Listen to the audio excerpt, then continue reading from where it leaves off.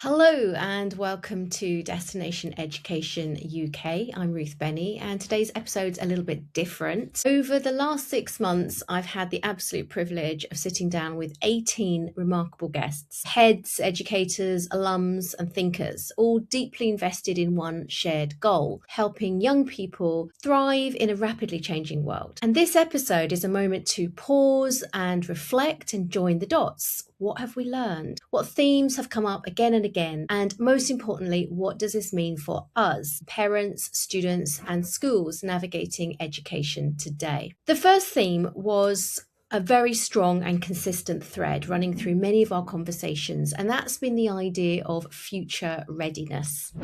The first of which is a focus on making sure that every student leaves real world ready. So if we think about a world that is changing so exponentially, let's take artificial intelligence as a case in point. That for me represents a new epoch in the history of humanity. I think it's actually analogous to the discovery of fire or Gutenberg's printing press. I think we're talking at that sort of scale. And thinking about how we can prepare our students for a world where the employment landscape is going to be absolutely transformed. Traditional roles, which historically would have been some of the safest and most secure professions, are likely to be being replaced or certainly revolutionized by artificial intelligence. One of the things we put a lot of emphasis on is how we can prepare pupils technologically, how we can harness the benefits of tech, but also educate and support them around some of the more nefarious elements of technology.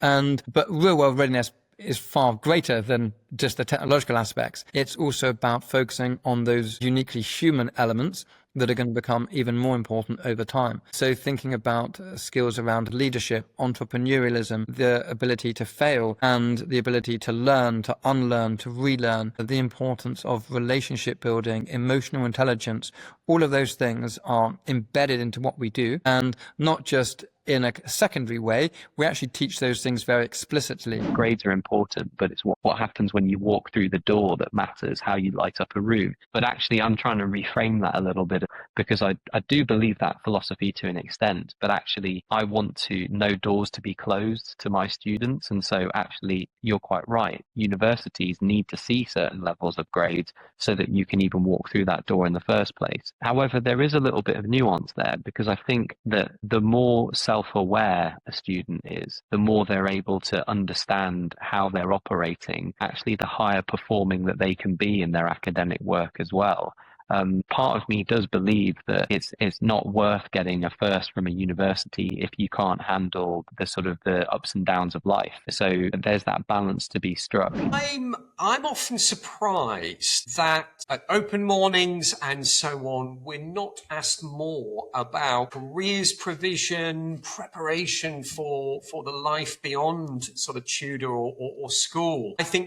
I think families, they sort of see the end goal of a school as being getting into university. But I think what we're now seeing is a greater need. What are schools doing to prepare teenagers for the world beyond school? And whether that's AI, whether it's financial literacy, whether it's creative skills and so on, I think it's an increasingly important part of a school's provision to have a careers program that doesn't just assume everyone wants to go to university and, well, universities can deal with the next bit. That's a good point. But whatever they decide to do as young people, they should embrace that and commit to doing their very best at whatever it is that they choose to do. AI is brilliant for one-to-one. So one-to-one teaching, that is brilliant for intervening and being able to go at one person's pace. However, it doesn't capture the connectivity and the intervention and the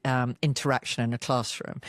The great thing about AI, and I think it's really exciting, really important for our children to harness the power of it, but the great thing about AI is that it throws into sharp relief what being human really is. And I think the power of humanity's connectivity is about the essence of love and value and being supported and encouraged and empowered to be yourself.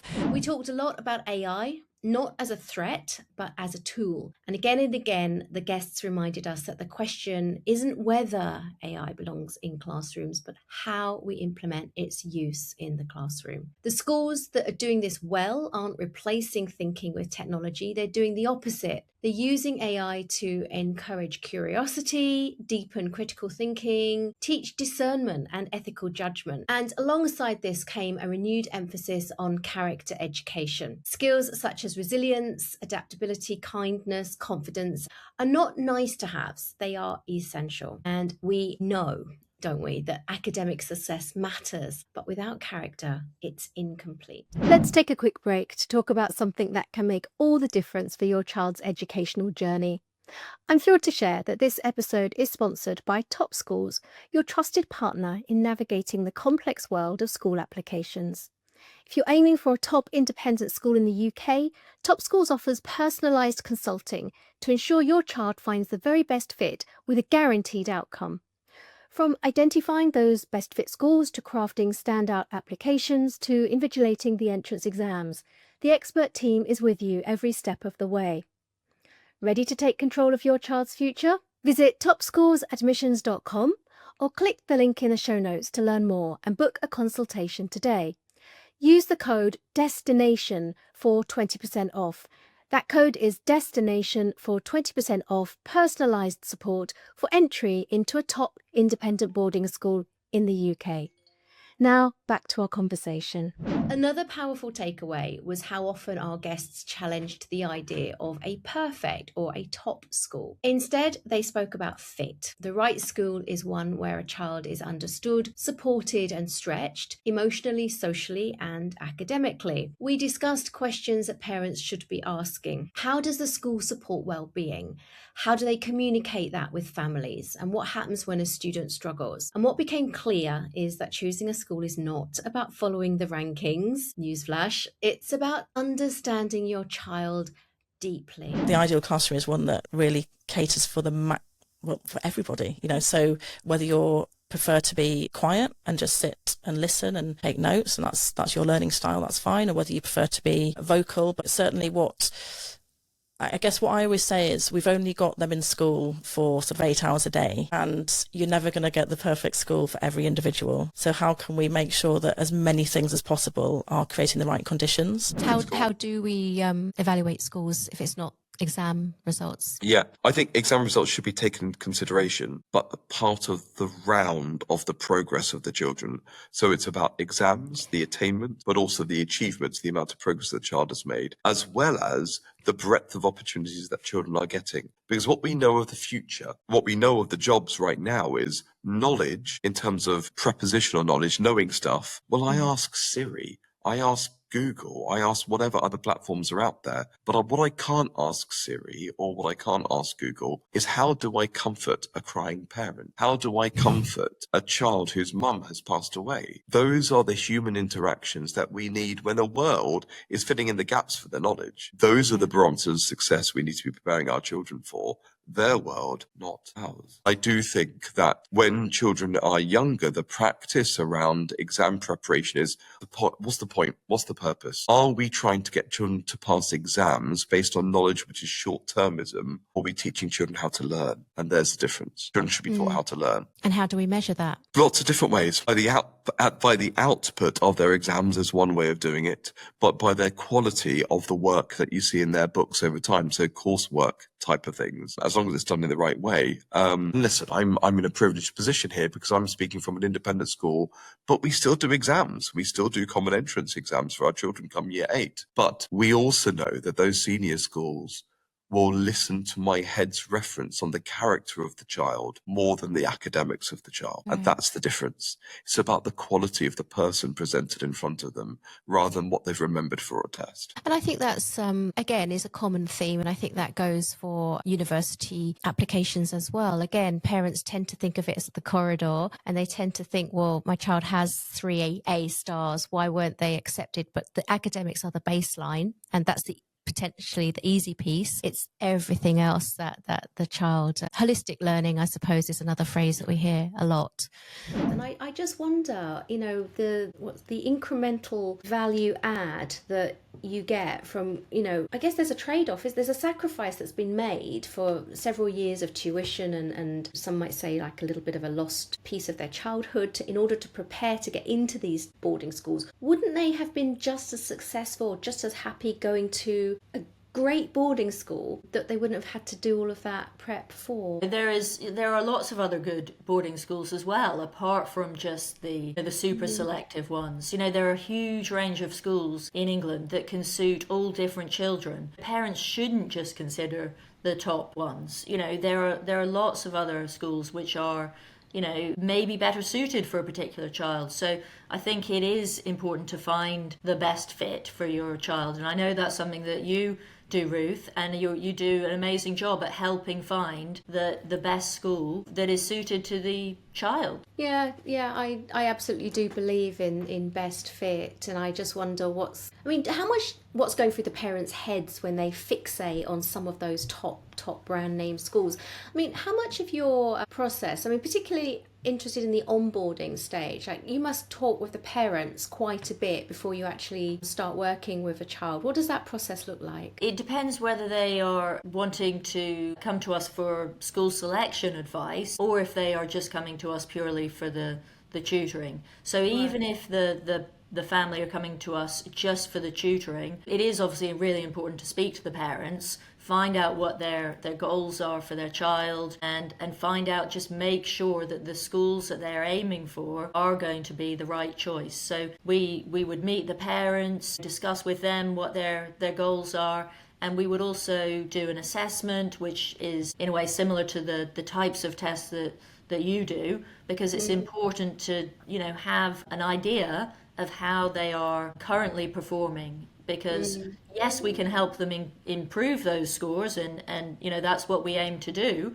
but we need to know where they are at the moment and find out what the gaps are and how we can best help with the family. Boarding schools are featured heavily across the series, and not just for their academic offerings. Why boarding school in the UK? I think for me especially, the boarding school we picked was for multiple reasons. I think the quality of education in England for boarding schools is quite world known, and so it's quite a good path to go on to doing, if you do A-levels, to go on to a top UK university. My experience was quite different. So the reason why I decided I wanted to go to boarding school was because I kind of wanted to learn how to take care of myself, become more independent, and just learn all the life skills that you really need to be equipped with. Of course, we were all really cared for all the time by house mistresses, but I think the most important part of why I decided to go was to develop more holistically as a person. I think a big thing about choosing a school is not necessarily a school that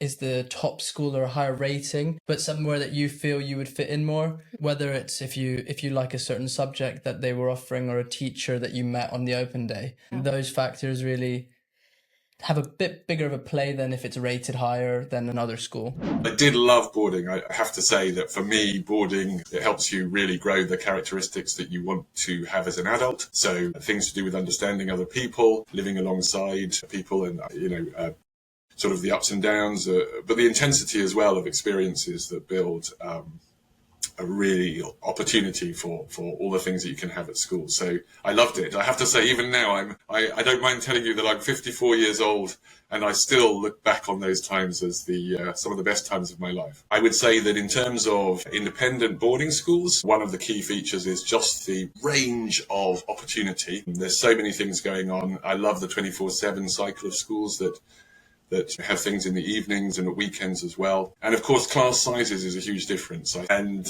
it obviously depends on the class and it depends on the school, but it's got that sense of organised chaos. I was massively motivated by what I call global citizenship. So the idea that's why I really loved working in the international boarding sector, because bringing people together who wouldn't otherwise meet and learning from each other, I think is really important. I would also say that I love the idea of holistic education. So for those who don't perhaps know that terminology, it means you're educating the whole child and the whole curriculum. So that means that citizenship, getting out into the open air, doing things that you wouldn't otherwise do in terms of expeditions and trips, they're all part of learning about yourself. And I think it's really important to sort of know oneself to understand how, I focused a lot on brain learning as well, so how the teenage brain develops and therefore how you can assimilate knowledge, and then from there sort of trying to maximize that. So I suppose it's quite a liberal philosophy that I have. I'm not hugely bound by the tradition and school uniform and things like that. I'm much more focused on the importance of character, bringing people together and understanding what your own definition of success might be. When you had your first sense of what a boarding school is like, was that sort of like a revelation? Did you feel that you'd missed out in any sense in your own education? I think it was certainly a revelation. I think the most immediate comparison, because I was doing my teacher training in state schools, was the sense of optimism, the sense of community and belonging, which just really sadly wasn't evident in the common rooms of the state schools in York, where I was doing my training. And of course, that filters down to the students. We all know that if teachers are committed, engaged, positive, if they're role models, then of course the students benefit from that. There's a lot of great traditions and obviously words that are a little bit strange when you get into a UK boarding school at first, but they become things that you absolutely love and cherish sort of by the end of your time there. But I think my experience of settling in was that it was a super welcoming environment to be part of, and actually people were quite interested to hear of the international background. I absolutely loved it.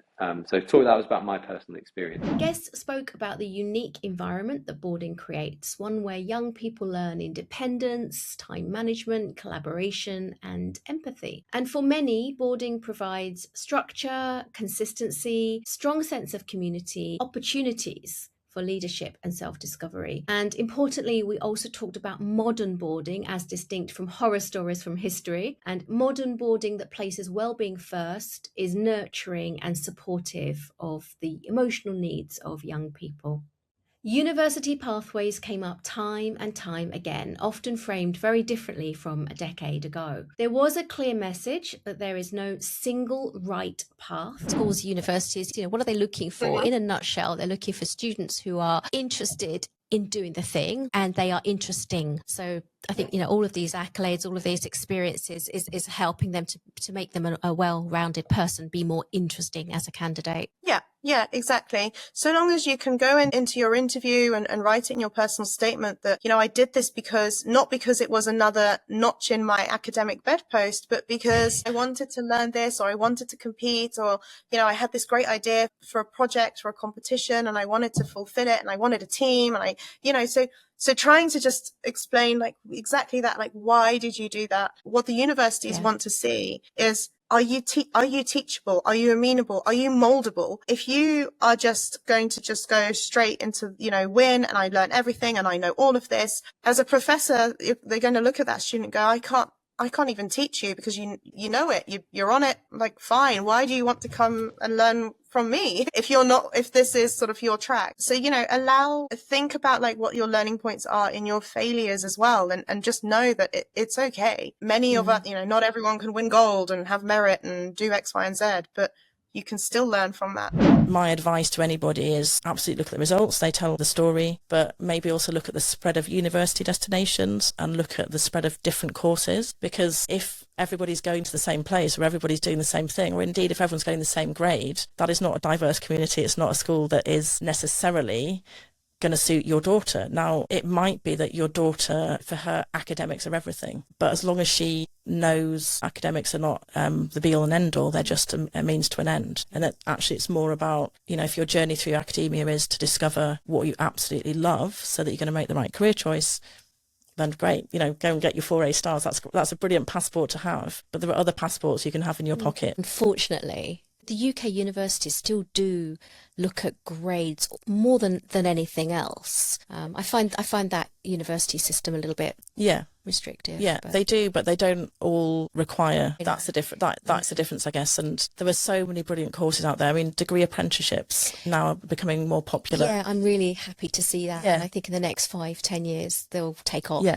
exactly. UK and international university options, the growing value of gap years, alternative pathways and vocational routes. What matters most is alignment between the students' strengths, interests and long-term goals. Perhaps the most moving conversation conversations were those around teenage well-being. Our guests spoke candidly about academic pressure, social media, anxiety and self-esteem, the need for emotional literacy, and a recurring reminder was that today's teenagers are growing up in a world that is faster, louder, and more demanding than ever before. Dealing with self-limiting beliefs, if a child is going through something and they're saying, well, I can't do that, and feels validated in saying, I can't do that because I have anxiety, just telling them that they can isn't going to work, is it? No, exactly. And anxiety is part of normal life as well. Right. You know, there are levels, and we get to know the people that really have something significant and need some work from professionals outside the school. But most of day-to-day struggles, it is really hard being a young person. And we look them in the eye and say, expect it to be hard. You know, it's the first line of its Scott Peck book, isn't it? That's the road less travelled, that says, first thing to accept is that life is really hard. Once you've done that, it doesn't feel so hard anymore. And there's something about perspective in that that's really important.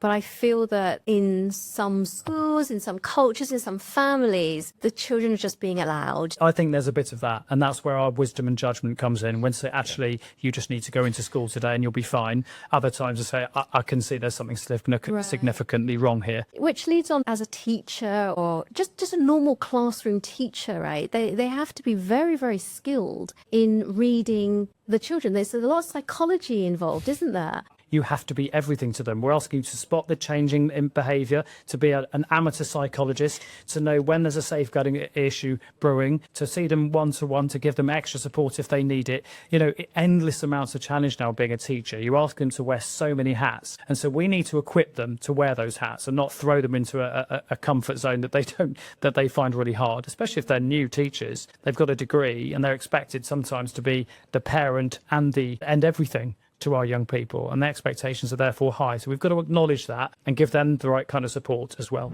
I would encourage all parents to make sure whatever you do that you have the ability to check your daughter's phone, check the messages she's sending, check the content she's watching, because girls, there's a strong chance they're going to be served negative content around self-harm, suicide, whatever, and we all know it happens very quickly. The algorithms kind of ensnare you very quickly. Obviously in schools we all try and make sure there's a lot of education around it. We do restrict their use, we do promote positive digital footprints, all of those kind of things, and we also like to just keep them really busy to make sure that they understand that by engaging with real people they are going to be, the happiness levels just rise. Children need, in order to end up achieving great things academically and educationally, I think they need to be an environment where education is really valued. So I think growing up in a household that does value education and does have high expectations and wants the child to work hard and do well is very important. But there's a balance. I think, you know, at the same time, as I said, I think a child needs to grow up in an environment where they can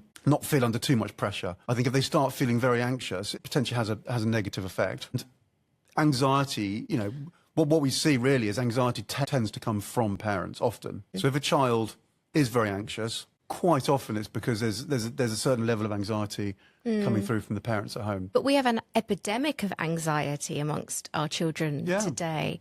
Are you saying that's directly related to the parents? I think it's a combination of things, but I think it's partly related to parents. I think it's partly related to the atmosphere at home, but it's a combination of things. I think, you know, social media potentially has quite a lot to answer for, exam pressure, the busyness of life. You know, our society is increasingly complicated, isn't it? And potentially stressful. But I do think, you know, the power of play, the power of children being able to not be constantly striving, but actually just playing outside, going for a bike ride, climbing a tree, doing sport, those sorts of things really are very important. So it's about balance, really. 100%. Schools, parents and educators must work together, listening more, judging less, and creating spaces where young people feel safe to be themselves. No reflection on education in the UK today would be complete without acknowledging the broader context in which the schools are operating. Across several conversations, the topic of VAT on UK independent schools surfaced, not as a political debate, but as a very real consideration for families planning ahead. Guests highlighted the importance of understanding financial implications early, asking the right questions, and thinking strategically about long-term affordability, bursaries and the value. The thing that has made the headlines the most is VAT on school fees. So the UK is the only country in the developed world that puts a tax on education, and it doesn't put a tax on all education. So it doesn't put VAT on nursery provision. It doesn't take VAT on universities. So this feels like a very ideologically driven attack, which is one whereby, and also one that's economically paradoxical, because what's happening is that a number of students are no longer remaining in the independent sector and being educated in the state sector, which comes at a huge cost to the taxpayer. And one also has to remember that families that are investing in their child's education, not only are they saving the taxpayer a lot of money by being educated privately, but by and large they're above average earners who are paying a higher rate of income tax already. So they're being taxed, twice, as it were, and this is fundamentally a tax on aspiration. So that's a real challenge for the sector. So what is wrong with the UK education system today? I think wrong is a strong word, but what could be improved would be the school fee structure. It is incredibly expensive, and by driving out people who used to be able to afford it and now can't, you are changing the dynamic. And I think that's unfortunate. I think there's a lot of people, if schools could be less expensive, would benefit the community if they were at these schools. So that's something that it would be nice if that could be changed, whether it's through sponsorship or some other deals that could be arranged. Private education is not cheap, and it's just become quite a bit more expensive. So in case people who are listening, watching don't know, then the Labour government has introduced VAT on school fees from January this year. Yeah. But there are other financial constraints and restrictions that they have introduced as well. I mean, what are your thoughts on the whole debate? I think it's a real shame. The Independent School Council are challenging it legally. Children's goods and services have never been taxed, but they're making a change to make it the law in the UK. And I just think it's really short-sighted. I think one of the things that I object to the very most is the lack of warning that parents had. Because it was originally for September 2025, and so mid-year. And also mid-qualification, mid-GCSE, mid-A-level, it has meant that people feel trapped. And I think it would have been far more compassionate to perhaps, if they were going to introduce it for new entrants. But I also think parents are being taxed twice. And that's how I feel as a parent. Of course, 100%. Because I'm not taking my state school place that I'm paying for through my income tax, but I am paying again.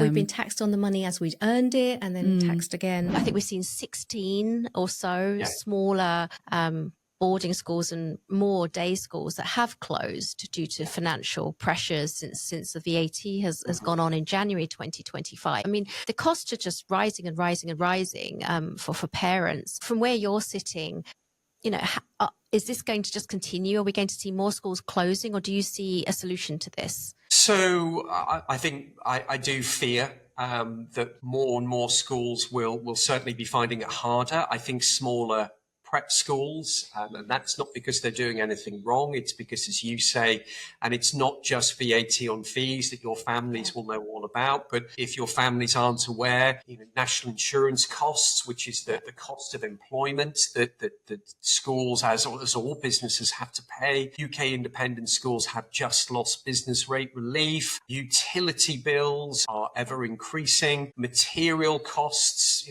everything is going up. Wage costs are ever increasing. So I think I certainly see costs only going one way. And therefore, I think what will start to happen, it's already happened, I think you will see more schools looking for either commercial partnerships and joining for-profit groups of schools, and we've seen a number of those happening, so that hopefully there's some economies of scale to be made there. And I think the other two things that schools will have to do is to, of course, review their costs.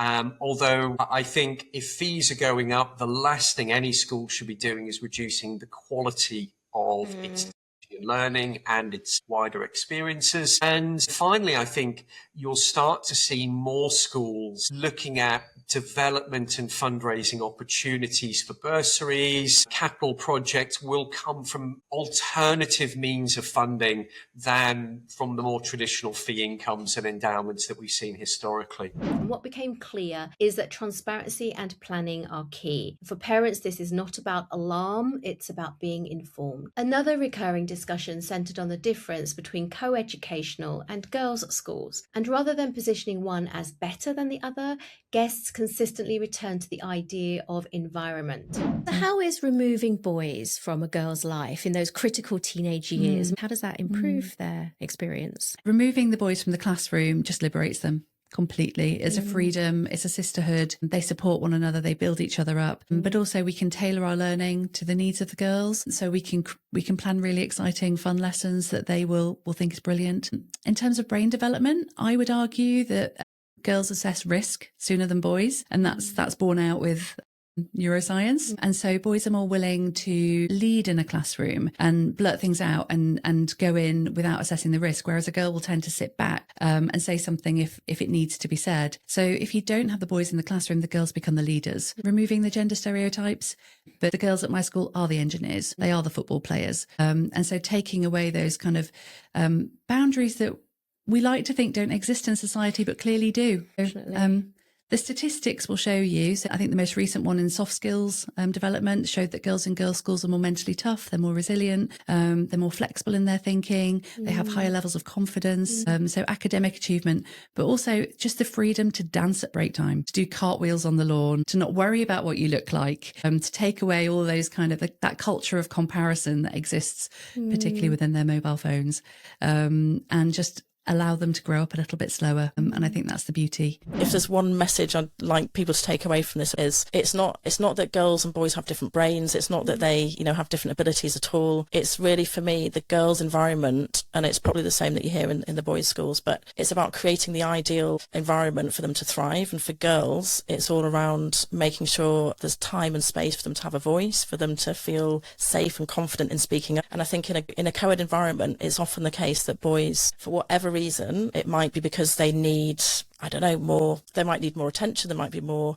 discipline problems, these are some things you do hear, that they detract the time that can be spent on a girl in terms of what she needs. So a GDST or a Brighton classroom, if you walk in, you would hopefully see every single student in there willing to have a voice, willing to speak up, because they feel safe, they feel confident. There's nothing kind of standing in their way from that. So another thing that might be significant is girls are naturally really supportive of each other and really great at collaboration. And again, there are some boys that are brilliant at collaboration, but it might not be their natural style, certainly not in the younger years. So in a girls' school, you can create activities where naturally they learn that by working together, they can get the best out of themselves as well. I mean, I'm just trying to understand how much of it is trying to redefine what society, and it's changed so much in recent years, but obviously we all have, there are stereotypes about what girls are good at and maybe what they're less good at, and so how much of what you do in your school is about redefining those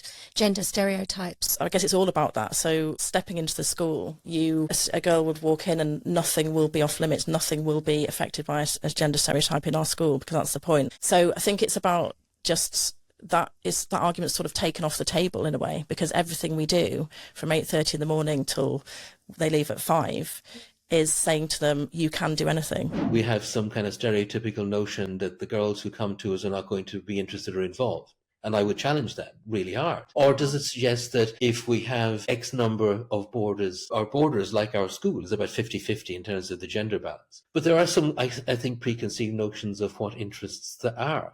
If my interest is in music making and so forth, does it matter if I'm making music with boys or girls? And I'm not sure that it does. And I think the point is, the challenge, I guess, is where do I find like-mindedness? You find yourself in a university setting and that question dissolves. You don't even think about it, because you would expect in the history society for there to be boys and girls. You'd expect in the theoretical physics club there to be boys and girls. I think in any sphere of interest, you'd expect there to be mixed groups. So why should schools be any different? And if we're genuinely inclusive, and if we are going to be talking about a common humanity, then, nothing that we do here is exclusive to a particular gender. No more than it would be exclusive to a particular culture or context or whatever. I think they are saying that girls are inhibited by the boys in the classroom, or maybe inhibited by... No, I take that observation. Much of my career was actually spent in single-sex girls' education. But I would challenge that, and I would say that certainly I think there's even a greater sense of girls realizing their potentiality, being their best in a context where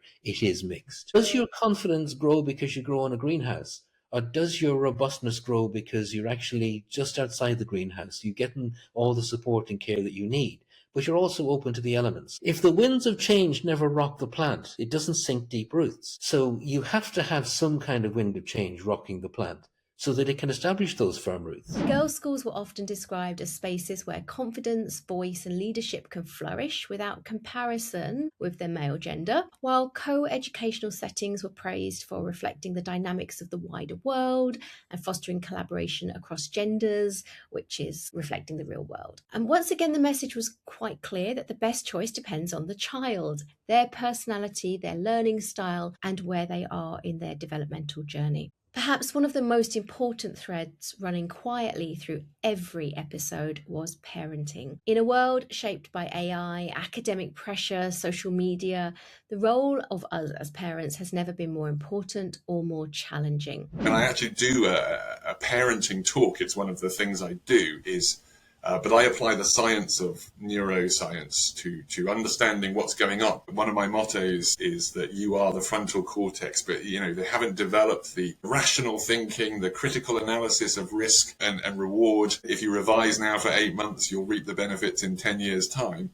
They haven't got that. So you have to kind of impose your strategic thinking onto them in a way that helps them in the day-to-day. And understanding their emotional reactions and the hormones and things like that. It really helps educators and parents because you can get a sense, this is normal. This whole challenging, or maybe this person has kicked off emotionally in front of me. It's fine. There's one adult in the room, and that's me. I'm not the teenager. The last thing that's going to help is me kicking off like a teenager. So I use my adult skills because I'm in a relationship with a teenager. And so I think a lot of people, parents and educators, have to bring that to the table.